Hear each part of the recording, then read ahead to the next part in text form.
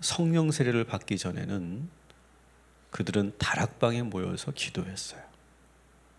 다락방이라는 곳은 어떤 곳입니까? 고립된 곳이죠. 아무도 모르는 곳. 그래서 어쩌면 심리적으로 본다면 그들은 많이 위축되어 있고 또 붙잡혀 핍박을 받을까 봐 두려워하면서 또 유대인들과 또 사내들인 관리들에게 드러나는 것이 부담스러워해서 그들은 다락방에 모여 있었습니다. 그런데 성령이 충만해지고 나서 사도들이 영적으로 강한 기사와 표적을 나타내면서 그들은 좁은 실내를 벗어나서 아주 공개적인 장소, 오늘 말씀에 보니까 솔로몬의 행각으로 모임의 장소를 바꾸었다라고 하는 거예요. 이것은 단순히 장소를 바꾼 것이 아니라 이 성도들의 그런 태도가 바뀌었다는 거예요. 그들의 그 심리가 바뀌었다는 거예요. 모든 두려움이 사라졌다는 거예요. 모든 열등감이 사라졌다는 거예요. 이 솔로몬 행각은 예루살렘 성전 안에 있는 사방이 개방된 그런 공간이죠. 거기에는 이미 유대인들이 또 바리새인들이 운집해 있는 그런 곳이에요. 근데 그렇게 많은 사람들이 모인 곳에 성도들이 자신 있게 내가 그리스도인이다 라고 자신 있게 공개적으로 드러내면서 이 솔로몬 행각에 모였다라고 하는 사실. 더 이상 그들은 부끄럽거나 두렵거나 열등감을 느끼지 않았다라고 하는 사실입니다. 더구나 오늘 말씀에 보면 여자 성도들도 자신 있게 솔로몬 행각에 있었다. 여러분, 유대 사회에서 남자들이 모인 자리에 여자들은 함부로 참여할 수가 없죠. 지금도 가끔 중동에서 벌어지는 축구 경기를 보면 여전히 여성 관객은 들어갈 수가 없어요. 근데 오늘 말씀에 보니까 이 유대 사회 안에서 남자들이 모이는 그런 솔로몬 행각에 여자들도 감히 들어갔다. 그리스도인들에게는 그런 것들이 전혀 문제가 되지 않았다는 거예요. 그랬는데도 이 백성들이 이 그리스도인들을 칭송했다라고 하는 거예요. 사랑하는 성도 여러분, 오늘 우리가 이 말씀을 묵상하면서 저는 저와 여러분의 삶의 반경이 더 넓어지고 그리고 좁은 곳에서 더 확장되고 더 개방되고 더 자신감이 있고 더 담대해지는 저와 여러분이 되기를 주님의 이름으로 축원합니다. 안으로 움츠려들지 마시고 자신 있게 밖으로 나오십시오. 남들과 비교하면서 열등감 같은 거 갖지 마시고 성령님께서 함께 하신다는 사실을 믿고 오늘도 당당하게 그리고 개방 있게 열린 곳에 여러분들이 갈 수 있게 되기를 주님의 이름으로 축원합니다. 유대인들이 감히 성도들을 어떻게 함부로 못해요. 오늘 말씀에 보면. 왜냐하면 성령의 영적인 카리스마가 성도들에게 있었기 때문에 그래요. 그리고 오히려 칭송했다. 오늘도 우리가 욕먹는 그리스도인 되지 마시고 칭찬 듣는 그리스도인, 칭송받는 그리스도인으로 사시기를 주님의 이름으로 축원합니다. 무엇보다 달라진 것은 이 사도들이에요. 성도들도 달라졌지만 사도들이야말로 진짜로 달라졌죠. 베드로를 시작으로 해서 모든 사도들에게 능력이 나타났어요. 그래서 오늘 말씀에 보니까 그들이 기도하고 사역할 때마다 많은 기사와 표적이 나타났다 이렇게 되어 있어요. 특히 베드로에게는 아주 특별한 능력이 나타났어요. 너무 많은 사람들이 모여들어서 일일이 기도해 주지 못할 정도로 사람들이 몰려들었어요. 그래서 오늘 말씀에 보니까 사람들이 베드로가 지나가면서 그림자라도 자기에게 덮일까 해서 그래서 몰려들 정도로 엄청나게 많은 사람들이 베드로 주위로 몰려들었어요. 저는 이 장면을 보면서 아마 베드로는 어떤 생각을 했을까? 지난날 자기가 예수님을 선생님으로 모시며 따라다닐 때 막 사람들이 백성들이 막 예수님에게 달려들고 몰려들면서 예수님의 그 옷자락이라도 잠깐이라도 손만 대도 병이 나을까 해서 몰려들었던 그때 광경이 아마 베드로가 떠올랐을 거예요. 지금 그 일이 그의 제자, 예수님의 제자 베드로와 사도들에게 지금 그대로 나타나는 거예요. 그때는 와, 예수님 정말 대단하신 분이구나 라고 했는데 본인들에게 그런 능력이 나타나기 시작한 것을 지금 느끼는 거예요. 베드로 스스로도 전혀 상상도 못했던 일이 자신에게 일어나고 있는 거예요. 사랑하는 성도 여러분, 하나님께서 여러분을 손대시고 하나님께서 여러분에게 능력 주시면, 하나님께서 여러분들을 들어 쓰시면 이러한 능력이, 예수님에게 있었던 능력이 베드로에게 전이되는 것처럼 우리 모두에게도 그런 능력이 나타나게 될 줄 믿습니다. 그래서 주 예수의 이름으로, 그 예수님의 이름의 능력을 믿고 여러분들이 맡겨진 일들을 잘 감당할 때 여러분의 삶에서도 그 능력이 나타나고 좋은 결과들이 일어나게 될 줄 믿습니다. 17, 18절 같이 읽습니다. 대제사장과 그와 함께 있는 사람, 즉 사두개인의 당파가 다 마음에 시기가 가득하여 일어나서 사도들을 잡아다가 옥에 가두더니. 아멘. 자, 그런데 참 아이러니한 것은요, 사도들이 능력을 행할수록 사탄의 방해와 사내들인 관리의 핍박은 더 강해졌다라고 하는 거예요. 작용이 있으면 반작용이 있는 거예요. 뭐든지 그래요. 아예 그렇게 여러분 생각하세요. 작용이 있으면 반작용이 있는 거예요. 형통하잖아요.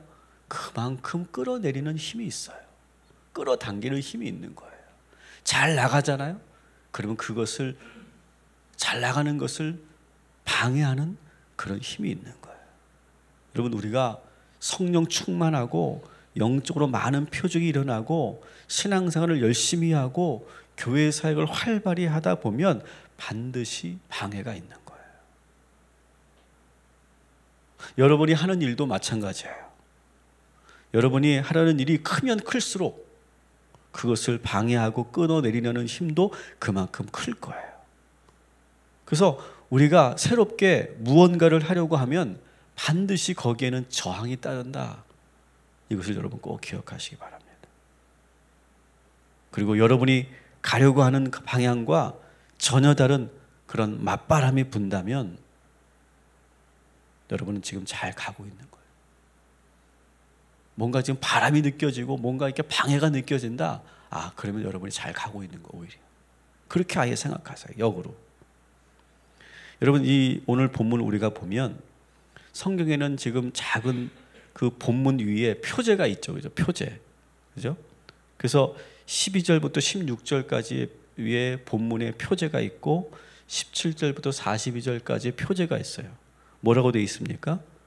사도들의 표적을 일으키다, 이렇게 되어 있어요. 근데 17절의 표제는 뭐예요? 사도들이 능력을 받다. 보세요. 사도들이 표적을 일으키고 능력을 행하니까 곧바로 뭐가 있어요? 핍박이 있다는 거예요. 능력을 받게 된다는 거예요.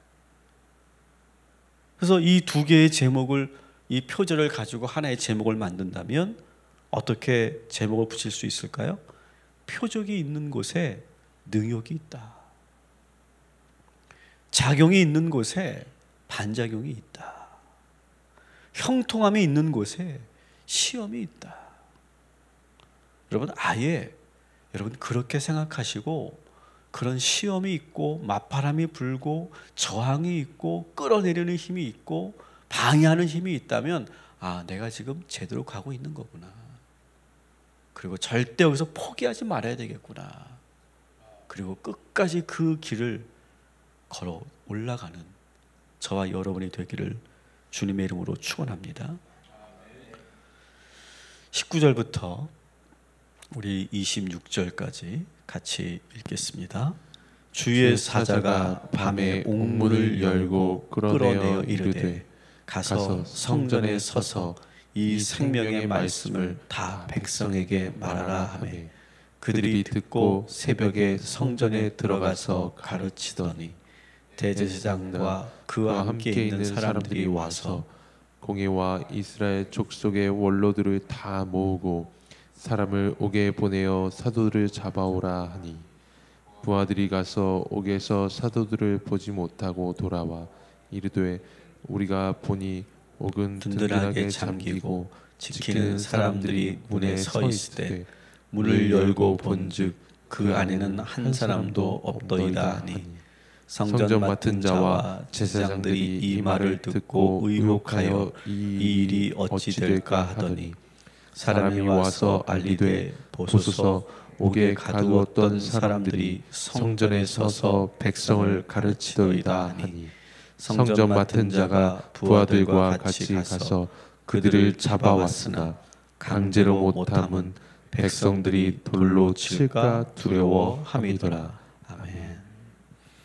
자, 오늘 말씀도 보니까 사도들을 가두어 두었는데 주의 사자들이 그 옥문을 열어줬어요.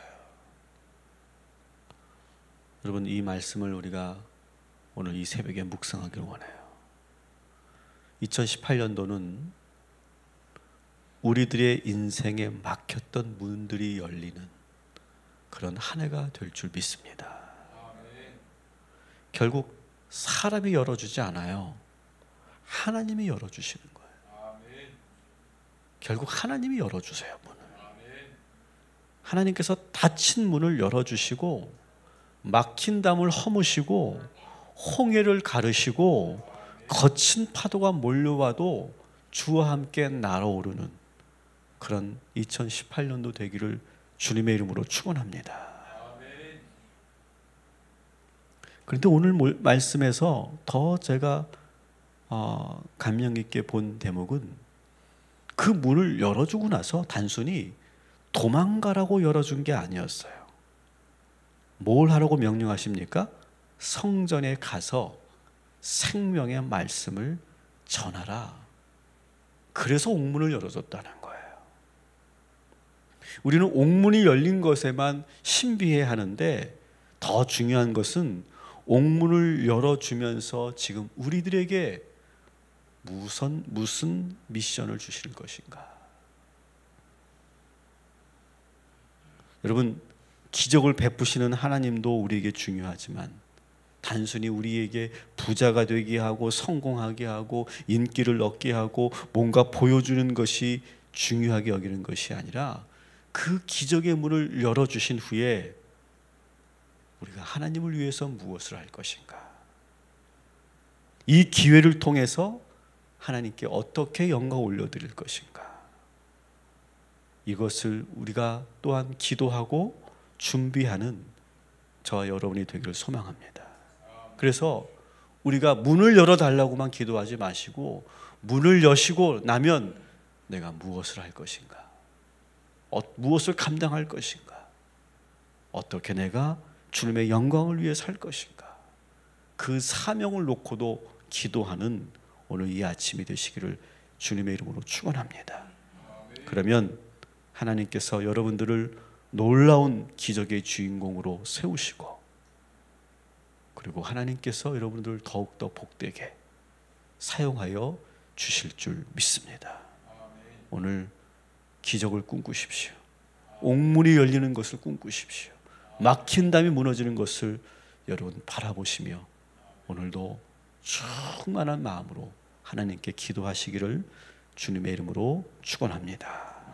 기도하겠습니다. 하나님, 저희들 좁디 좁은 다락방에서 솔로몬 행각으로 그 장소를 옮겼던 초대교회 성도들과 같은 그런 자신감, 그런 담대함, 그런 믿음 저희들에게 허락하여 주시옵소서. 사람들이 많이 모여 있어도 거기서 위축되지 말게 하시고 어떠한 비교 감정도 느끼지 말게 하시고 거기서 당당하게 주의 복음을 전할 수 있고 그리고 내가 누구인지를 말할 수 있는 믿음의 성도들 되게 하여 주시옵소서. 베드로에게 예수님께서 당신의 능력을 그대로 전이시켜 주신 것처럼 우리 모두에게도 그대로 그 능력을 허락하여 주실 줄 믿습니다. 그리고 오히려 그런 능력을 행할 때에 핍박이 따라오고 능욕이 있다는 것도 우리가 알게 하셔서 절대로 거기에서 꺾이지 말게 하시고 멈추지 말게 하여 주시옵소서. 그러면 반드시 옥문이 열리고 막힌 담이 무너지는 역사가 나타나게 될 줄 믿습니다. 오늘도 우리 희강이를 위해서 기도합니다.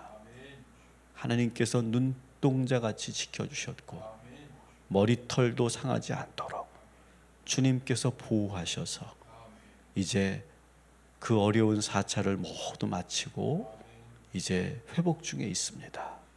하나님, 우리가 아직 완주하지는 않았지만 하나님께서 보여주시고 이끌어주신 그 기사와 표적을 바라보며 끝까지 우리가 함께 기도할 수 있도록 주여 인도하여 주시옵소서.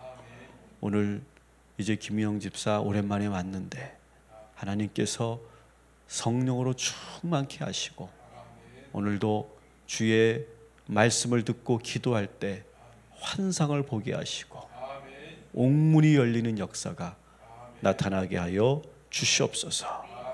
그 밖에 우리 모든 성도들 인생에 막혀있는 문제가 있을 때 하나님 주님 앞에 겸손히 무릎 꿇고 기도함으로 그 홍해가 갈라지는 역사, 옥문이 열리는 역사가 모든 성도들에게 나타나게 하여 주옵시고 우리 각 가정을 주님께서 지켜주시고 보호하여 주셔서 우리 모든 동탄 꿈의 교회 성도들과 이 말씀을 듣는 모든 성도들 가정 위에 복의 복을 더하시고 견고케 하시고 새롭게 하여 주시옵소서. 예수님의 이름으로 기도합니다. 아멘.